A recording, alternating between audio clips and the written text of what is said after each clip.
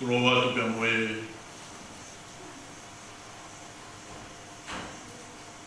ma oni pe moe hao o e uia e tua mafi.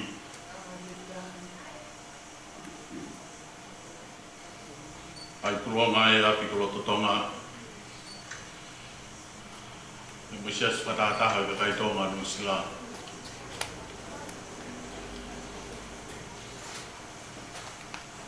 Mua ke uhao atu he tāpuaki o e whāmiri. Whakawhonga atu a tau whakawhāmiri o e whiwhini. A tau lotu whakawhitari. I aho whakakoloa. Neo mo winu alo i mata. Kau kei tūtai bea a tonai. Whiunga mau bebea mo tau vai.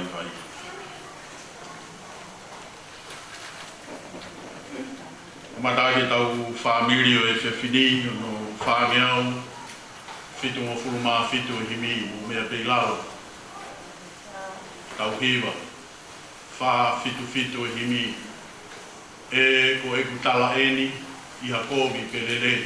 O ku ia ātonai, o ku ngāhi matawai. Eko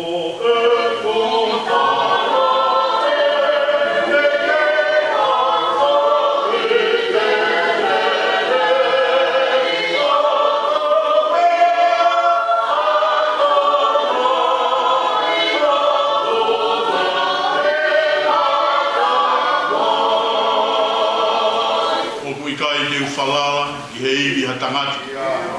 O ku ia ātonai, o ku ngāhi matawai.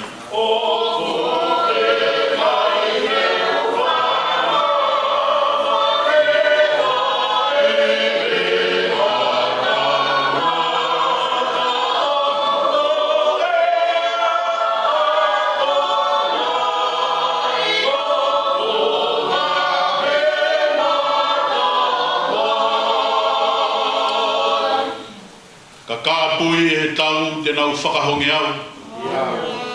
Ku ia ātonai, o ku ngāhi matawai.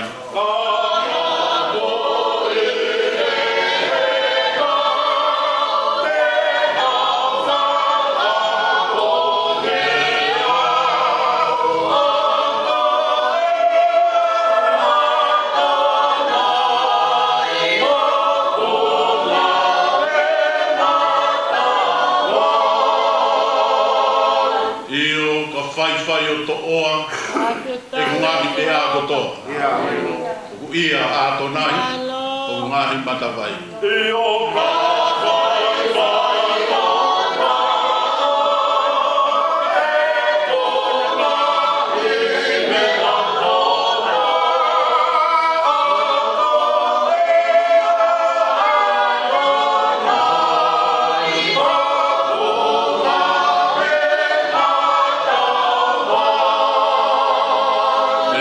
Si te tofo mahue, te kai mo inu pe. O ku ia ātonai, o ku ngāhi matawai. Te tofo mahue, te kai mo inu pe.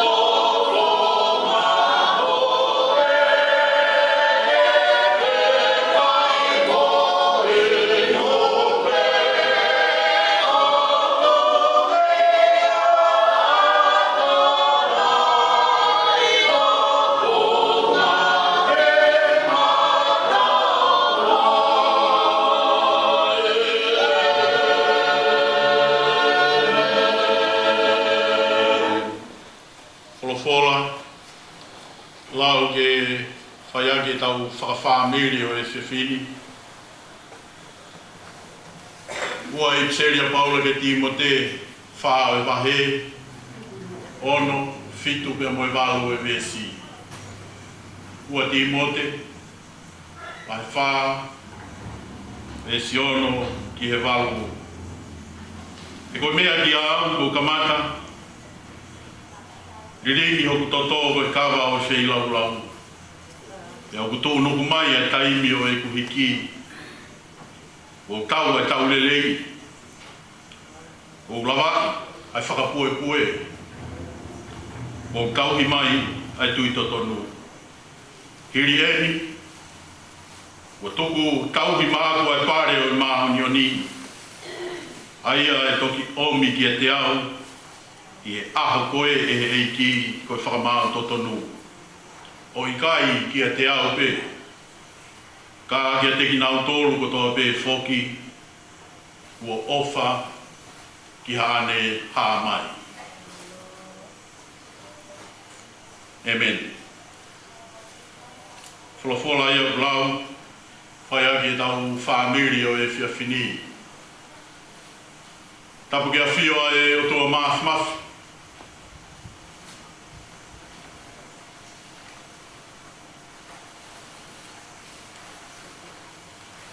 Tapu atu ki he sewaniti, ai eiki ko sisu kalaisi.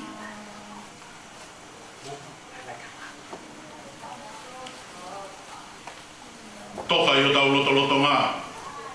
Whaiskau, toke tā, sione ilo mai sini lea. Tapu ki he whanau mea moe makapuna hau eiki.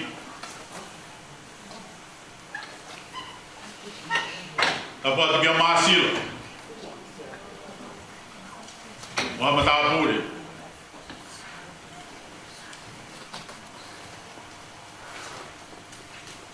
Tapu ke whahu.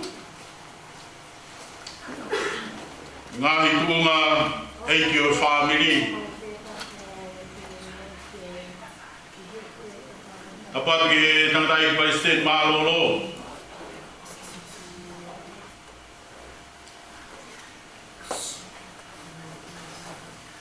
Tapu mawahe heni ki he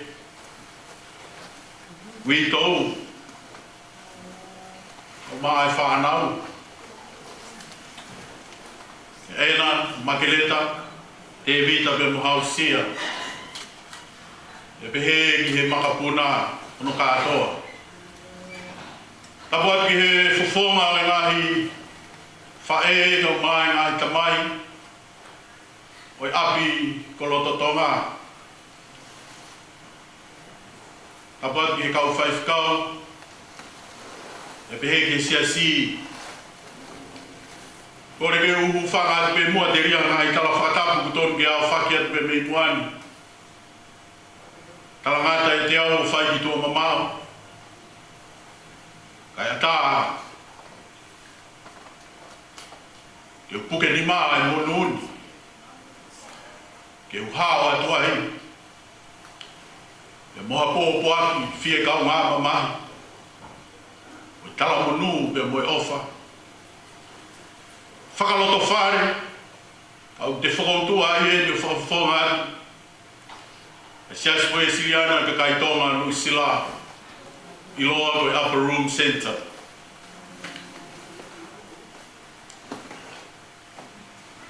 O lele mai ai o mui mai a he kua o tupou. A maa kure ngā ue a sesi. Tare ki tapanga, mai whai whakau tokoni, whai anga lotu, loki oro ngā i o tahu. Whaka mai ai ofa, e moe pōpo aki whie kau ngā mamahi e te koe tupo. O mai kanatai ki Palestine mālolo. E whanau pia moe makapuna, ulu motu a pia moe whamini.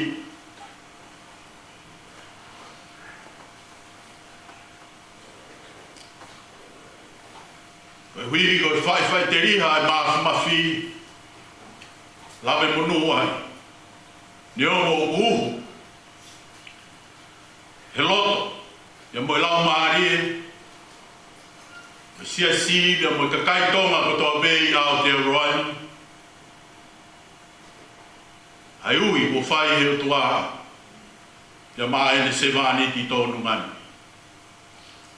Ko e huse pāniti. Koe tamai, pia moe kui. Koe kau ngā pirikimi. Kau puke ai whainga maari e, koe ni ko lale ai pia me he ui tau, kau hao atu he whanuri. Whai, tala monu mua po aki ofa. Elhi ko fai aku. Ko fai whikau, ko tamai whakalau maari, ko kau ngā pirikini, ko kau ngā whioki. Ko fai whikau, toke tā ilo mai sini lea.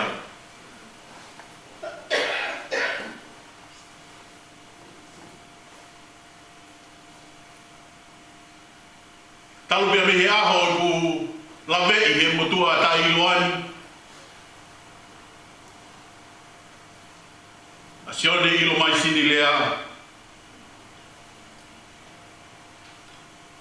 Mo hangoe ha koloa bea mo tāpu aki unihanga toho aki e fie whamiri, toho aki e fie whiohi. Toho aki e fie kaunga, toho palau koi hui, koi pure anga oi o tua bea mono sino a mai. E koe tangata, tapu bea mo e pekia. Nani hoko koe whai aku. Nani hoko koe tamai. Nani hoko koe tauket. Nani hoko koe kaunga wheo. I he malai o whakasosia re. Nani hoko koe tangata tāsi pinga. Koe role model, koe mentor. Koe kaunga mo ui.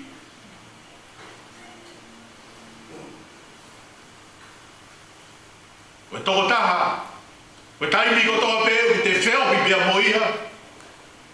Pia oku te amanaki e iai koloa e mau pia mihene mo ui i tapu pia moe pekia.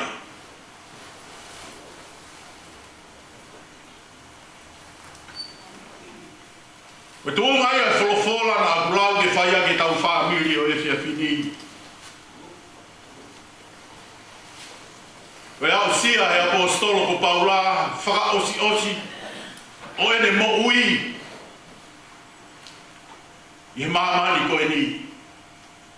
Pena i kai ke whaka osi, mo ui e apostolo, i ha api no foanga, hage ko whakatapu ko osi o nao whaki.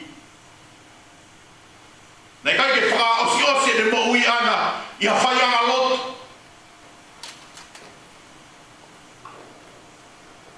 Ka iha ki i loki, whakapouri, i kai ke whiunga hono atmosfia, pia mohono ea.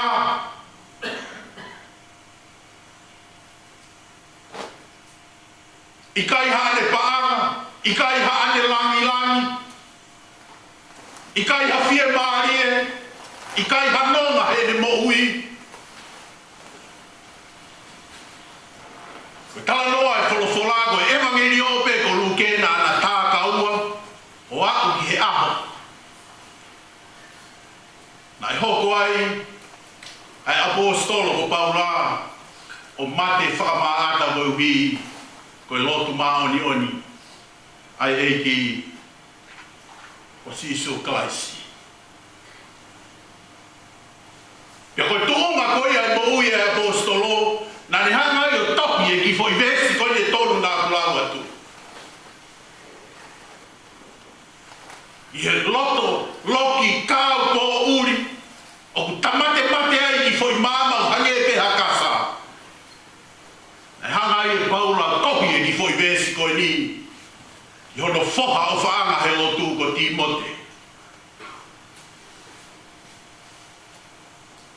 I whakamahino ke Timote, ko pau e aho ia o ene hiki. Ko pau ene magahe ana pia mehe mamani ko e ni.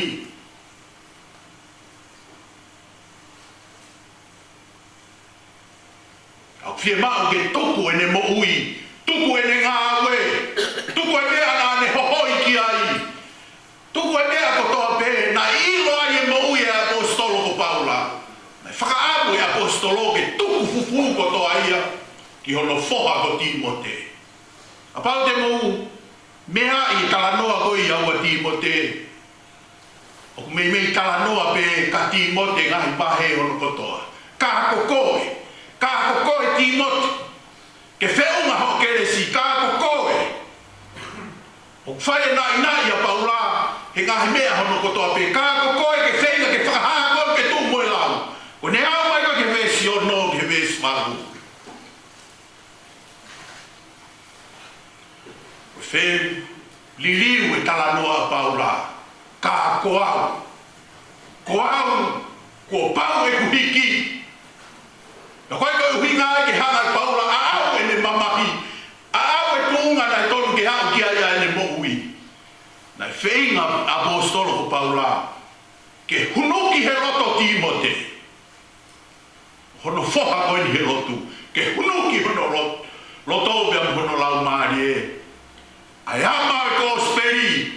Whakaangua paula ke ilo e Timote. Koe na e fuka. To, lera moia.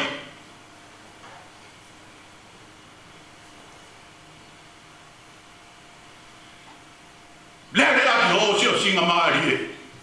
Lere aki tā kuaki ai o tua. Whakakoloa aki ho mo ui. Lere aki mea kotoa na ki whanongoa pere ki mātā ia. Lere aki a Timote. Toki au ki ves fitu. Mou mea e hiwa. Hange ia koe hangahi foi. Nota koe. O whakarea he kau maheri koe mo tau kei maasila he hiwa koe stakato. Hange hangai foi stakato. Nai tā i mama whai he ves fitu. Toki pehea paula. O tau e tau dele. Mea ni Timote tonu ke hunuki ho mo ui. E whamama whai ho mo ui. Ko tau e tau lelei. Te vita mea mo hausia.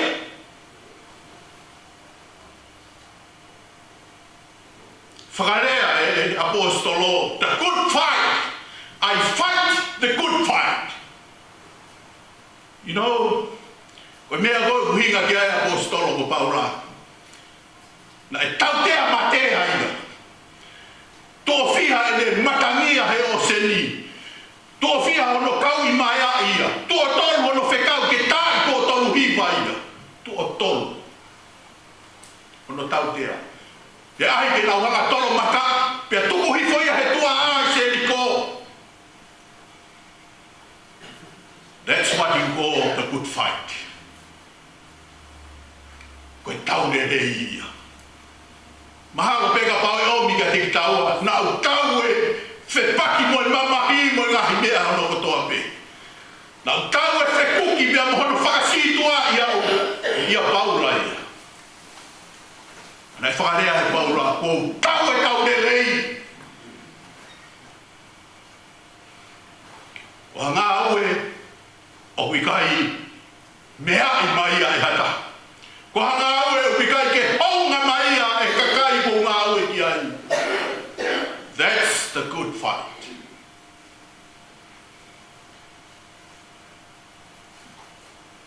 O lavai ai whakapue. Tō lahi pe kakai ia unau. Kau he pue he whai e lotu maoni oni ai o tua. Tō lahi kakai ia unau pue ai. Pea molongo mo ui. Kau kui kai otometiki e whakaosi lelei ai toko taha karistiane hono kotoa pe.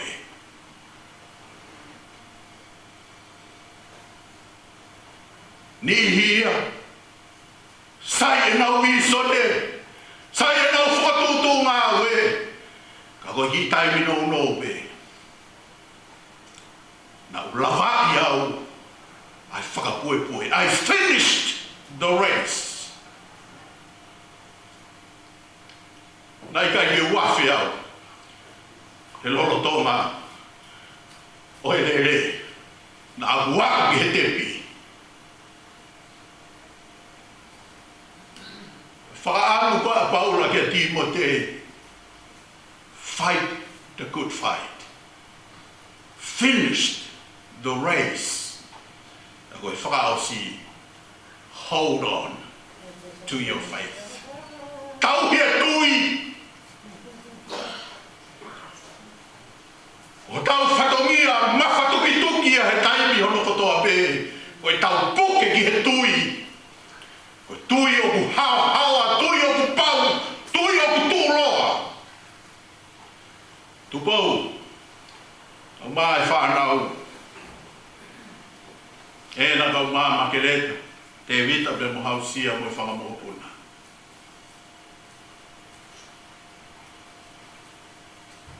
Ko tāpua kia, nai koloa ia e siasi, koloa ia e kau mā pirikini, koloa ia e society, koloa ia e community, koloa ia e tonga hono kotoa pe i Aotearoa. There was a person who fight the good fight, finished the race, and hold on to the faith.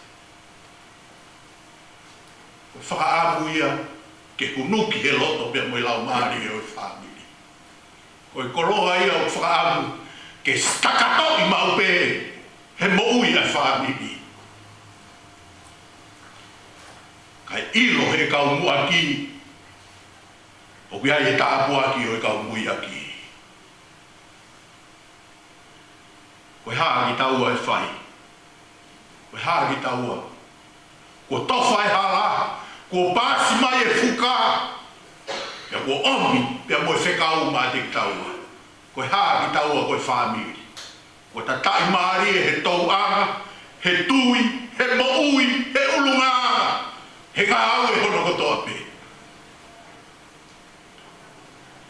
What do we have to do? Ko ririni, ai mo ui o se wāri tini, hange e hakawa whakahoi fua e whei laulau. Nei kai ke ririni whakakonga pe. Na e a fuhi hange koe whakatapu ke aupa. E koloa ia ai kau mā pirikimi. O ku ta au pe mei taimi ki i tāni ti. Tupou. O whalahi atu. Io fofo ngā rau mā e whānau hono kotoa. E vita. Ki mau tōru hono kotoa me.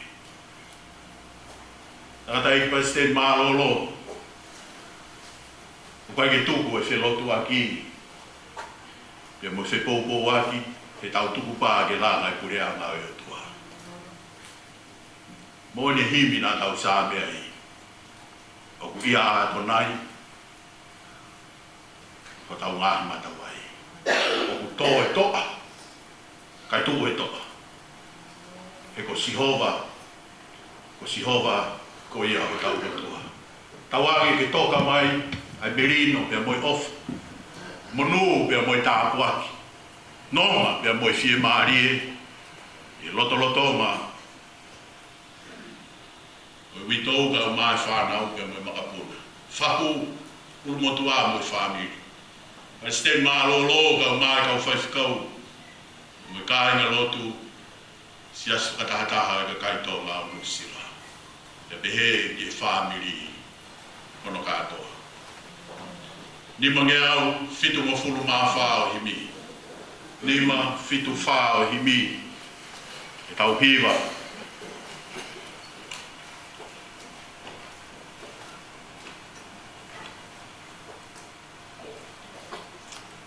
Koe hānai ai ka kai kofu hine hinana. E alofi o langi ofi hea fio anga. Si kākanga e naia mā te aki o eiki. Ono kaunga mamahia. He whekuki mo e whiri. O e hanai nai kakai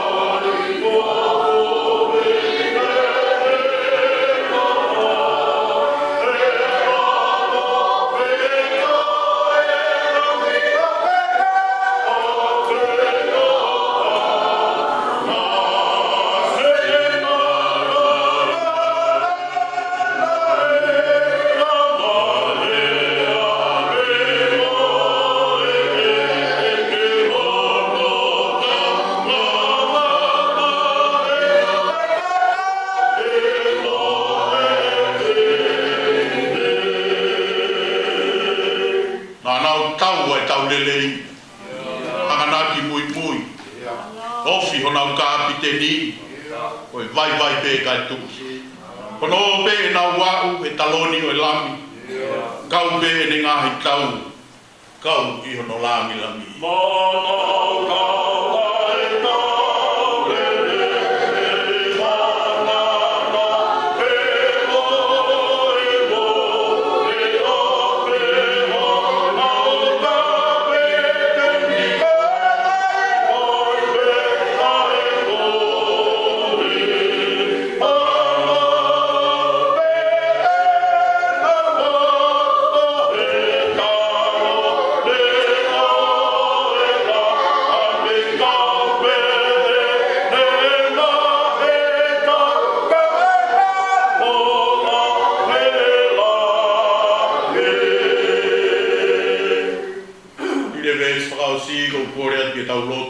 le mua.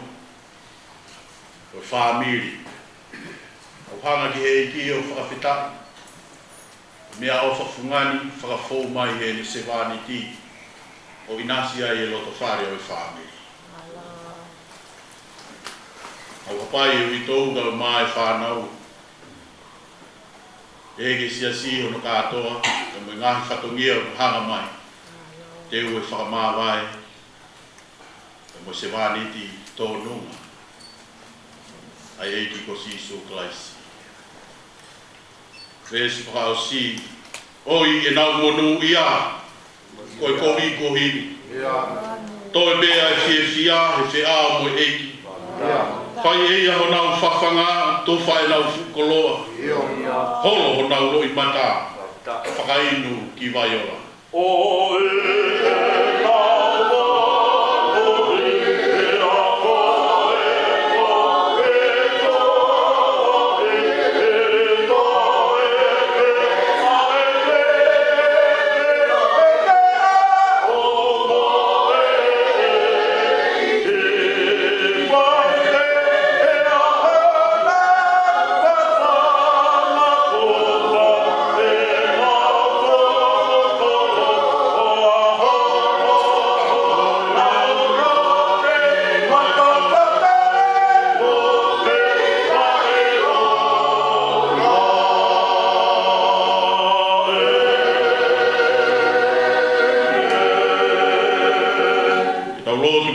Kore ki he kure ngā we, whai whikau toki tā whaweti motu I whanua, ne hu whakaosi mā te ki tau tō, ki tau rotu.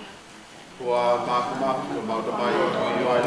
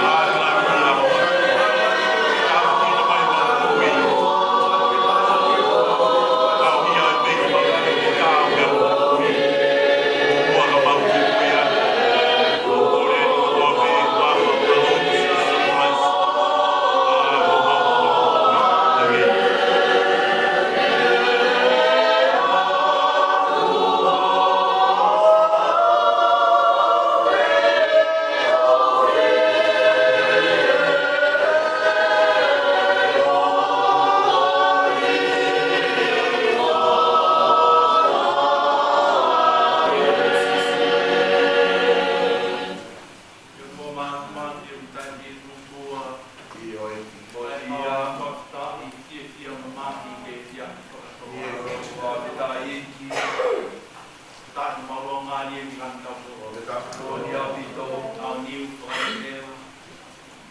Mau ni oni te ai puri e a pio. Oni ai ki. Ma wilo pa pa lo tua la moi pa lo la ia e ta mo o. Oni ia ala e ko papa ko ba ki mau ko. Oni au pito ta ki o malo atu. Malo e ki ma ti a mo fa ta ma yo e ti ni o tua. Ko ti ka ma be ko ki ko uri ka mo tau pa ko to lo pa le si asi. Yo e ki to lo pa le family. Ia tua tu bem qua que mal tem aqui. Ele na faia faia boia to pa mal na ta ai de to ngai o tua. Ia mal mana tu lerie que ngahi to o ma so ngal na ta na ni hang au la be ia ia mal ngahi boia video e mal fa ta ma ka ye yo boia ngau e pa mo i via la mari ma o ni ai ponto mai e se vani di mo mautala e via boia vito kuna e taulere fa dai fa ta fa malo atu ai o lo tu be o tu fai mo te ka ki atu ai a tama mama hi ai a te wito family mo fa na Watu pe ori ta fi lau lau e a fio. Lau mari e mao ni oni o o fa. Ma whana pa le whanō ngai o tua lolo tau ngai te ingia. Au lotu e o tua pai mo te kāki atu e ngāhi patongi au na kotoa te. Tua e sia siga pai kau ngata i Palestine. Pai mo te kāki atu e ori ta fi lau lau e a fio. O tua e ngahi o wau wana kotoa pe pōtu o lau maari e maa o i Ea kotoa pe te mau whai o tua ke langi ia e kua whai a fio. Ola po mau maa vai moi a hoi mau lotu pe o tua whakau na e kia teki mau o. Vai whakanonga. Maa vai ma tātālo whakau si o mau whai. Mo kia ka langi mo ingi ia ke ki o tā whatāpe ia. Kore kātoa ngā ania Klaisto alo kāko mau whakamokui. Ka mai o mea wari kāko!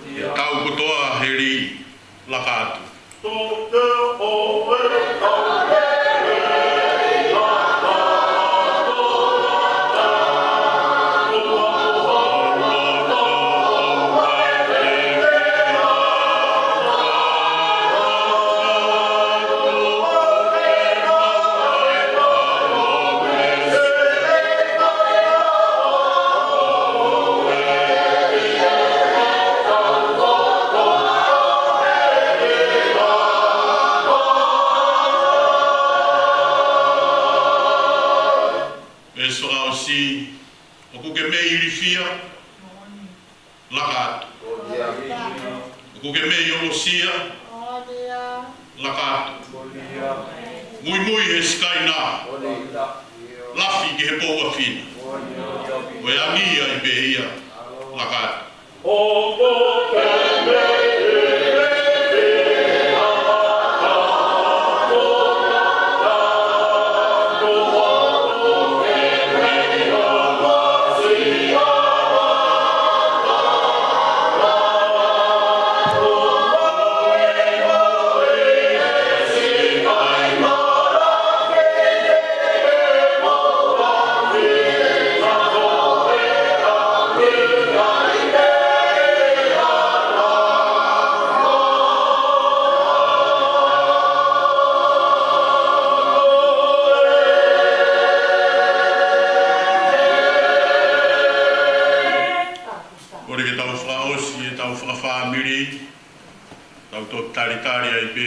ke whatongia o siasi. Ia ko eklesia tau e ki ko si Isu Klais. O whalahe au tua o tamai, mo whio hi o lau maari maa ni uni. A wangi ke ia te ki mau tōru ko toa pe ia, pia whaia I pe o tai ngata. Amen.